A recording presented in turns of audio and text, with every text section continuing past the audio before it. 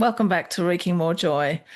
I'm Janet Dalgleish, and in this season, Rekindle, we are exploring the bones of women's relationship, how we can rekindle our romance with our purpose, our joy, and our personal power, especially in our working lives. And today I am laughing because today's topic could not be more perfect for me. I do not want to be here. I did not want to be here. I'm happy now that I'm here, I will say. Once now that I'm actually talking to you, I'm fine, but I have spent the last few hours really having to move myself through some discomfort. So, people who know me know that from time to time I experience depressive episodes. Over the years, I have done a lot of work and I've worked with some awesome people. So, I have managed to get them so that they now usually last for days rather than months. And I walk through these shadow zones to the best of my ability, living life as best I can and managing it as best I can. And today's topic is all about discomfort. So this morning, my brain was absolutely convinced that I have no business talking to anybody about anything, that I'm a waste of space on the planet, I shouldn't be taking up this much oxygen, and a bunch of other stuff besides, most of which I can laugh at. But at the same time, they were very real and very convincing for me a few hours ago. So it's not lost on me that today's topic is all about the role of comfort and discomfort in our lives, especially in our working lives. Because here's the thing, if you've fallen out of love with your work in the world and you want to rekindle that romance, something's got to change. And we are always being told that change means getting out of our comfort zone. And that's the piece I want to explore today. Because I don't know about you, but every time I hear someone say, I just did it there then, every time I hear someone say, get out of your comfort zone, my eyes roll. I cannot help it. It's an involuntary thing. It's like teenage Janet sized eye rolls because I'm like, don't tell me it has to get harder before it gets easier. I have had decades of being uncomfortable. Thank you very much, in one way or another. Don't tell me I have to tolerate more of it. Well, I'm always a fan of slowing things down. Whenever I notice something feels irritating or blah, or I don't understand it or it doesn't make sense to me, I want to slow it the fuck down because that is often where I can untangle things.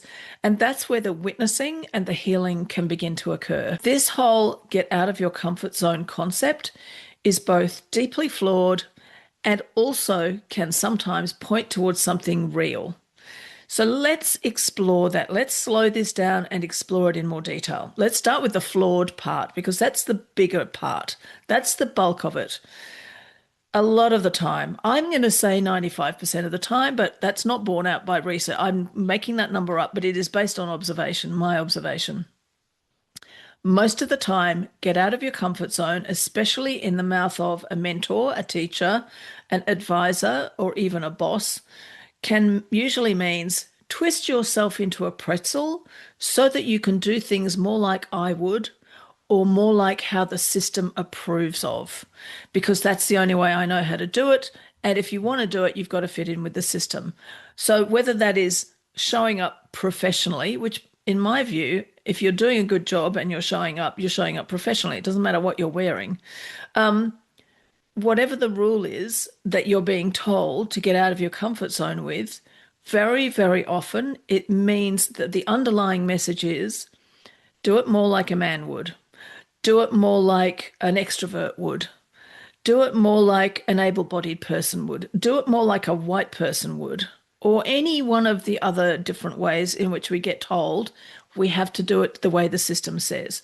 In other words, get out of your comfort zone very often means override your instincts, ignore your body's messages, fit into the existing system. It's partly because it makes the speaker feel more comfortable when they can simply share what they already know how to do, and also when they can ignore that the system might not fit you.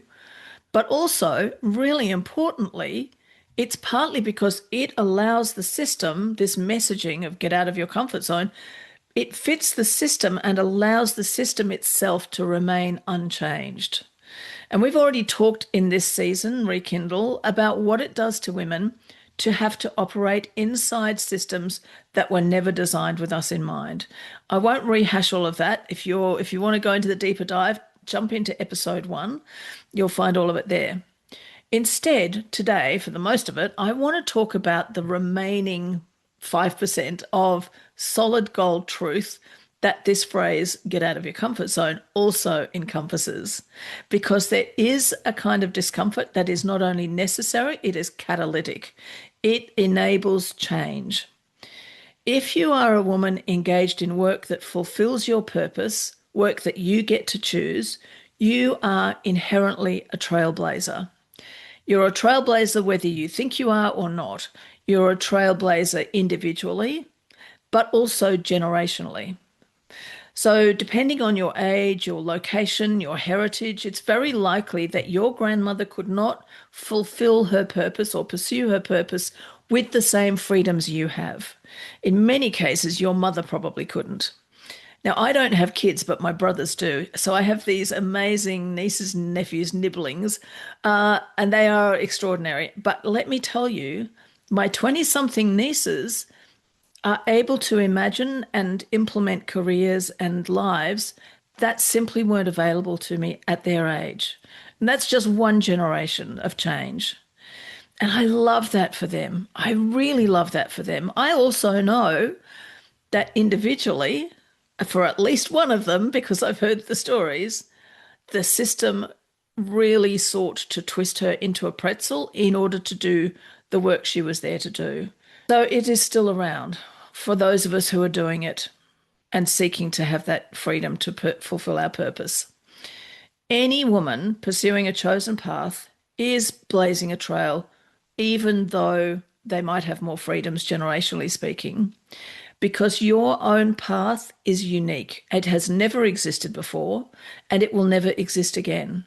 You might be doing the same work or it looks like the same work as the person next to you, but you're doing it your way in ways that are utterly unique to you, that the person next to you is not doing, and vice versa. Joseph Campbell, who was a student of the father of psychology, Carl Jung, once said that if you can see your path laid out before you step by step, you know it's not your path. Your own path you make with every step you take. That's why it's your path. That's the nature of trailblazing, and that's a lot of pressure for any human of any kind. But it's even more so for those of us who are moving through terra incognita, the unknown lands. These are the unknown lands where there are, relatively speaking, very few who've carved out their paths before us.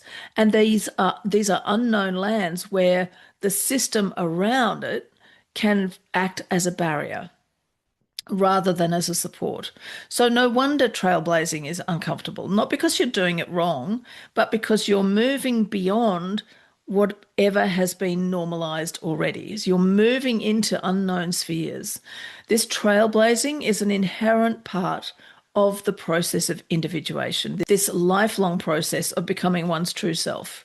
Not the self that you were rewarded for being, not the self that kept you safe all the time, but the self that is uniquely and truthfully yours.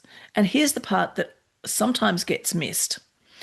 Individuation is not about discipline and it's not about willpower. It's about yearning. It's not about pushing, it's about being pulled. There's a yearning that shows up as a kind of restlessness, the feeling that you're meant for something more, there's something more aligned or something larger. There's a bubbling up of something that wants to evolve within you. There's a restlessness that says, this way of being, this work I'm doing, or the way I'm doing it, it feels too small or too restricted or not satisfying enough, even if you're not exactly sure why. In astrological circles, this yearning is referred to as the solar principle because it's linked to the sun. So the sun in astrology represents our own longing for full, authentic self-expression in every part of our lives. It's this force, the solar principle is this force that pulls us forward towards our own becoming. It's not satisfied with merely surviving, and it's not soothed by familiarity. So it creates this spark of inspiration or irritation in you that makes stagnation unbearable. It whispers to you, There is meant to be more to life than this. That's why growth often begins as a feeling of irritation or boredom or dissatisfaction rather than the clarity of angel voices singing from above. But the sun doesn't hand you the step by step plan, it pulls you out of the realms of certainty and into these unknown lands. Because remember, that path is not already laid out before you. You are making it as you walk forward. And this is where it gets really interesting. This is where the comfort discomfort piece comes in. Human brains and nervous systems love certainty and dislike uncertainty. Even when certainty means sticking with something that makes us miserable, anxious, resentful, or even where certainty is literally keeping us in a place that causes harm. We've seen this over and over again in so many different contexts. Certainty feels safe, predictable, risk-free, and familiar. And our nervous systems don't care whether that certainty is nourishing to us or harmful to us. In a job that you hate, but that is familiar, certainty. Staying small because it's predictable, certainty. Hiding your ideas so you won't be criticized, certainty. Me not wanting to sit down to do this today because my depressive episode was telling me that it would be a waste of time and effort and nobody wants it and everybody's going to hate me and I might as well go and eat worms. I mean, the full palaver. That's certainty. That's my nervous system responding to that certainty. This is something I can rely on. I know that everybody hates me, which I know intellectually I know is ridiculous. And yet my nervous system was absolutely convinced that certainty and safety were far preferable to sharing this with you guys, which is ridiculous. The pull of the solar principle disrupts this certainty. It introduces uncertainty, and uncertainty can activate the nervous system in ways that it will interpret as discomfort. So, for this kind of discomfort, getting out of your comfort zone is a good idea. This discomfort is not a sign that you're doing something wrong. It is a sign that you are loosening an old tether that has kept you restrained. So, how do we tell the difference? How do I know where discomfort is asking me to grow and discomfort that is asking me to betray myself? So, here are some of the considerations that I use and I find helpful in making this assessment. You may have your own, you may hate mine and you love yours, and that's awesome. Or you may like to borrow these or hack them to suit yourself. But I think most of these, at some level, you're going to get. So, am I questioning rules that no longer make sense, or am I giving power to some irrelevant rules that somebody else made up by complying with them or by rebelling against them purely for the purpose of rebelling? That's one of mine, is that I have in the past, I'm better at it now because I've practiced, but in the past, I have encountered rules and I've just gone against them automatically without even thinking what I was doing because I was still reacting to them. So that's a harmful kind of discomfort. When it's questioning the rules and then deciding what to do, that's useful discomfort. Am I doing the important work of healing unprocessed trauma, which is often uncomfortable? Or am I overriding my body's messages and pushing on through regardless of trauma? Am I becoming more visible in my truth, or am I contorting myself for some imagined approval or safety? Today's episode was an example of this one, where the depressive episode, the walking through the shadow zone, had me going, I just want to hide. I don't want to get onto a Zoom call. I don't want to record anything. Or am I becoming visible in my truth? I want to become visible in my truth, even though it's uncomfortable and stretchy. And by the way, I'm having a ball now that I'm here. It's just the looking forward to it. And that is often a good sign. That's often a sign where it's stretching out of your comfort zone is really good, is when we get on the other side of the discomfort and go, oh, I'm having a good time now. Am I claiming agency in my own life, or am I abandoning my values? Am I standing in my strength, or am I erasing my own needs? Am I contributing to the world in ways that I love, or am I trying to prove that I'm worthy of being here? So all of these questions can be really useful, and I'm sure you have your own that you can apply that you know will help you to discern when it's a useful move out of the comfort zone and when it is simply the system trying to twist you into a pretzel. Now, I have become very practiced at this piece, and I do know how to tolerate uncertainty and discomfort without rushing to avoid them or collapse from them. The solar principle does not ask for self sacrifice, it asks for self recognition. It doesn't say push harder, it says come closer to who you actually are. It doesn't push, it pulls. And yes, that will most likely stretch some of your comfort zones in thoroughly beneficial ways and in ways that don't require rush or punishment to get you through. So if you notice yourself feeling restless or dissatisfied or quietly yearning for something that doesn't even have a name yet, please don't be asking, what's wrong with me? Because I'm here to tell you it's highly likely there's nothing wrong with you. Instead, try asking, what is pulling me forwards? What is this yearning speaking to me? What can I learn from this yearning? The sun doesn't explain itself. It doesn't negotiate with outdated systems and it doesn't try to fit into the system. It just radiates. It radiates forth its most glorious self. That's all it does.